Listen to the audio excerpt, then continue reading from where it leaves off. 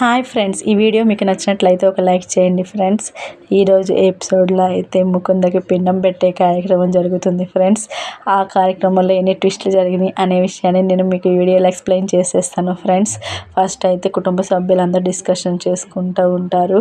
ఎవరి చేట పిండ ప్రదానం చేయిద్దామని. ఇక శ్రీనివాసరావు గారిని పిలుద్దాం, ఆయనే చేస్తాడు, ఆయన తండ్రి కదా అని ఆయన్ని కూడా పిలవాలి అని అనుకుంటూ ఉంటారు ఫ్రెండ్స్. పిలుద్దాం తప్పకుండా, ఆయనకు కూడా కబురు చేశాను, ఆయన కూడా వస్తారు. ముకుంద కార్యక్రమం ఆయన చేతుల మీదుగానే చేయిద్దామని భవానీదేవి గారు అంటూ ఉంటారు ఫ్రెండ్స్. దానికి కుటుంబ సభ్యులందరూ కూడా యాక్సెప్ట్ చేస్తారు. ఇక అందరూ మురారి వంక చూస్తూ ఉంటారు. నాకు అంతా చేసిన ఆయన్ని మీద నేను పగ తీర్చుకుంటాను అనుకోవద్దు, ఆయన్ని ఏవైనా ఎలాగైనా నేను రివెంజ్ తీర్చుకుంటాను అని మురారి అంటూ ఉంటాడు ఫ్రెండ్స్. నేను ఆయన ఏదో మామూలుగా అనుకున్నాను కానీ ఇంత పని చేస్తాడని నేను అనుకోలేదు అని అంటూ ఉంటాడు ఫ్రెండ్స్. అంత చేసిన ఆయన్ని నేను ఎలా మర్చిపోతానంటాడు. అంత తేలిగ్గా మర్చిపోవడానికి లేదని మధు కూడా మురారికి సపోర్ట్ చేస్తూ ఉంటాడు ఫ్రెండ్స్. ఇక కృష్ణ అయితే, నేను ఏసీపీ సార్, రాము అత్తయ్య మాకు ఎలానో ఉంటుంది, అక్కడికి వచ్చి మళ్ళీ ఆ కార్యక్రమంలో పాలు పంచుకోలేము, మాకు అప్పటి విషయాలన్నీ గుర్తొస్తూ ఉంటాయి, మనసు చాలా బాధగా ఉంటుంది, మీరు వెళ్ళి కార్యక్రమాన్ని చెయ్యండి అత్తయ్య, మేమైతే రాలేము అని కృష్ణ చెప్పేస్తూ ఉంటుంది ఫ్రెండ్స్. సరే మరి ఆదర్శ్కి చెప్పావా అంటూ ఉంటుంది. ఆదర్శ్కి చెప్పాను కానీ ఆదర్శ్ కూడా రాను అంటున్నాడు అని రేవతి అంటూ ఉంటుంది ఫ్రెండ్స్. సరే వాళ్ళ ఫ్రెండ్ మీరాకైనా మీరాకి చెప్పాను, మీరా తప్పకుండా వస్తానంది అక్క అని రేవతి అంటూ ఉంటుంది ఫ్రెండ్స్. కృష్ణ మురారి అయితే ముకుంద పిండ ప్రధాన కార్యక్రమానికి వెళ్ళటం లేదని క్లియర్గా అర్థమైంది ఫ్రెండ్స్. కృష్ణ మనసులో ఉన్న ఆ విషయాలన్నీ బాధ గుర్తుకొస్తాయని కృష్ణ వద్దని అంది. దానికి మురారి కూడా యాక్సెప్ట్ చేసిండు. సో మురారి కృష్ణ ఇద్దరు పిండ ప్రధాన కార్యక్రమానికి అటెండ్ అవ్వటం లేదు, మిగతా కుటుంబ సభ్యులందరూ అటెండ్ అవుతున్నారని ఇక్కడ క్లియర్గా అర్థమైంది ఫ్రెండ్స్. ఇక ఆదర్శ్ అయితే వెంటనే సీన్లోకి ఎంటర్ అవుతాడు. చేసిందంతా చేశారుగా, ఇక ముకుందును కూడా చంపేశారు కదా, ఈ కార్యక్రమాన్ని కూడా కానివ్వండి, మీ చేతులు మీదుగానే మీకు నచ్చినట్లుగా చేసుకోండి, తను మందుకున్నప్పుడు మనశ్శాంతి లేకుండా చేశారు, కనీసం చనిపోయినప్పుడన్నా తనకి మనశ్శాంతిని కలుగు చేయండి అని ఆదర్శ్ అంటూ ఉంటాడు ఫ్రెండ్స్. ఆదర్శ్ అన్న మాటలకి కుటుంబ సభ్యులందరికీ చాలా కోపం వస్తుంది, కానీ ఆదర్శ్ని ఏమీ అనలేక అందరూ అలానే చూస్తూ ఉంటారు ఫ్రెండ్స్. ఇక భవానీదేవి గారు కూడా, వాడేదో భార్య పోయిన బాధలో ఉన్నాడు, ఇప్పుడు వాడితో పెట్టుకుంటే అంత రచ్చరచ్చ అయిపోతుంది, వాడిని వదిలేయండి, వాడి పని వాడు చేసుకొని అని భవానీదేవి గారు కూడా అంటూ ఉంటుంది ఫ్రెండ్స్. ఇక అందరూ సరేలే మీరు వెళ్ళే కార్యక్రమాన్ని జరిపించరండి అత్తయ్య అని కృష్ణ మురారి ఇద్దరు చెప్తూ ఉంటారు ఫ్రెండ్స్. ఇక పిండ ప్రదానం ఎవరు చేస్తారు మరి, రానంటున్నాడు కదా ఆదర్శ్, భార్యకి తనే చెయ్యాలి కదా మరి ఎలా అని రేవతి అంటూ ఉంటుంది ఫ్రెండ్స్. అంటూ ఉంటే పర్లేదులే, వాళ్ళ నాన్నగారు వస్తున్నారు కదా శ్రీనివాసరావు గారు, ఆయన చేస్తారు, లేకపోతే పంతులు గారి చేతే చేయిద్దాము ఎలాగోలా పూజ మొత్తం అని భవానీదేవి అంటూ ఉంటుంది ఫ్రెండ్స్. అదేంటి అత్తయ్య ఇంతగానో తన ఆత్మశాంతి జరగాలనే కదా మనం ఇవన్నీ చేస్తుంది, ఆదర్శ్ ఇప్పుడే రానంటున్నాడు, ఎప్పుడు ఆదర్శ్ ఇలాగే మూర్ఖంగానే బిహేవ్ చేస్తాడు అని అంటూ ఉంటుంది ఫ్రెండ్స్. రేవతి అయితే ఇక మీరా అయితే తన రూమ్లోకి వచ్చి బాధపడుతూ ఉంటుంది, తను బతుకుండగానే తనకి పిండం పెట్టించుకోవాల్సి వస్తుంది అని మీరా చాలా బాధపడుతూ ఉంటుంది ఫ్రెండ్స్. ఇక అద్దంలో చూసుకుంటూ తన అంతరాత్మతో మాట్లాడుతూ ఉంటుంది, ఏం బతికే నీది, ఎంతకి దిగజారేవే, చివరికి నీ ప్రేమ కోసం నీ రూపాన్ని మార్చుకున్నావు, నువ్వు చచ్చిపోయినట్టుగా యాక్ట్ చేస్తావు, ఇవన్నీ చేయాల్సి వచ్చింది, ఇంత కోరుకుంటుంది నీ ప్రేమ, ఇది నీకు అవసరమా అని అంటూ ఉంటుంది ఫ్రెండ్స్. తన అంతరాత్మ అయితే,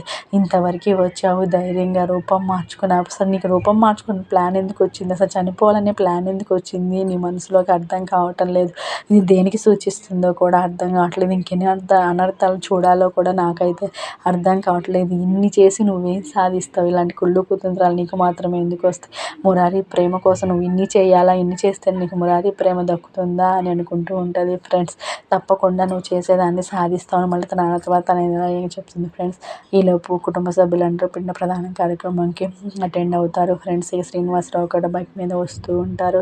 వస్తూ భవానీదేవి గారు ఎందుకు పిలిచారు, మురారిని అరెస్ట్ చేయించినందుకు అడగటానికి పిలిచారా, నా మీద రివెంజ్ తీర్చుకోవడానికి పిలిచారా, నేను కావాలని చేశాను, ధైర్యంగా చెప్తాను, ఆ విషయాన్ని తగ్గలేదు, నా కూతురికి అంత అన్యాయం చేసినప్పుడు నేను అరెస్ట్ చేయిస్తాను, దాంట్లో తప్పేముంది, నేను ఇప్పుడు వీళ్ళందరికీ సమాధానం చెప్పగలను అని శ్రీనివాసరావు గారు అనుకుంటూ వస్తూ ఉంటారు ఫ్రెండ్స్. మిగతా ఇంటి కుటుంబ సభ్యులందరూ శ్రీనివాసరావు గారి కోసం ఎదురు చూస్తూ ఉంటారు. అన్ని కార్యక్రమానికి కావాల్సినవన్నీ రెడీ చేసి పెట్టి శ్రీనివాసరావు గారు రాగానే పిండ ప్రదానం కార్యక్రమం జరిపించడానికి ఎదురు చూస్తూ ఉంటారు ఫ్రెండ్స్.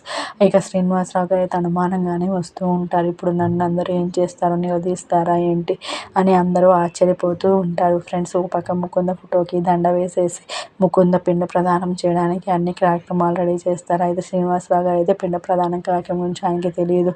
ఆ విషయం చెప్పేసరికి ఆయన ఆశ్చర్యపోతాడు. నేను ఎట్లా చేస్తాను, నా కూతురు బతికే ఉంది, నేను ఈ కార్యక్రమాన్ని చెయ్యను, నా కూతురు చనిపోయిందని మీకెవరు చెప్పారు అని శ్రీనివాసరావు గారు వెంటనే ఆ పరిస్థితిని చూసి పెద్ద పెద్దగా అరుస్తూ ఉంటారు ఫ్రెండ్స్. దాన్ని చూసి అందరూ ఆశ్చర్యపోస్తారు. ఏంది మీ కూతురు బతికే ఉందా అని అనగానే మీరా కూడా ఆశ్చర్యపోతుంది. మా నాన్న నా కంప ముంచేటట్టున్నాడు, ఎట్లా దేవుడు అనుకుంటే అవును బతికే ఉంది, మనం చేసే ప్రతి పనిలోనూ తను బతికే ఉంటుంది కదా అని మీరా ఎలాగోలా కొంచెం కవర్ చేసేసి చెప్పేస్తుంది ఫ్రెండ్స్. శ్రీనివాసరావు గారు అయితే తన మనసులో ఉన్న మాటని కక్కేస్తారు అని మీరా భయపడినట్లుగానే శ్రీనివాసరావు గారు అదే పని చేశారు ఫ్రెండ్స్. అందరి ముందు తను ఎంత ఇది చేసినా మీరు తన ఆత్మ శాంతించాలంటే మీరు పిండ ప్రదానం చేయాలి కదా, చెయ్యండి అని రేవతి కూడా చెప్తూ ఉంటుంది ఫ్రెండ్స్. సరే చేస్తాను, కానీ నా కూతురు బతికే ఉంది, నా మనసులో ఎప్పటికీ బతికే ఉంటుంది, మీ అందరి కోసం చేస్తాను, నా కూతురు ఆత్మశాంతి కోసం మాత్రం కాదు, నా కూతురు ఎప్పుడు నా మనసులోనూ నా కళల్లోనూ ఎప్పుడు తను బతికే ఉంటుంది అని అంటూ ఉంటారు ఫ్రెండ్స్. భవానీదేవి గారు అయితే మురారి అరెస్ట్ గురించి కూడా మాట్లాడుతూ ఉంటారు. నేను దాని గురించి ఏమీ మాట్లాడతలేదు, మీరు చేసిన దాని గురించి, మీరు చేసింది తప్పో రైటో మీకే తెలుసు, అది నేను చెప్పాల్సిన అవసరం లేదు అని భవానీదేవి గారు అంటూ ఉంటారు ఫ్రెండ్స్. అయితే శ్రీనివాసరావు గారు అయితే ఇష్టంగానే పిండ ప్రదానం కార్యక్రమానికి ఒప్పుకుంటూ ఉంటారు.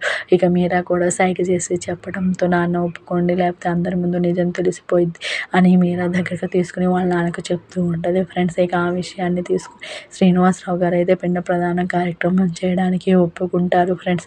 వెంటనే ఆయన డ్రెస్ చేంజ్ చేసుకుని పిండ ప్రదానం కార్యక్రమంలో కూర్చుంటారు ఫ్రెండ్స్.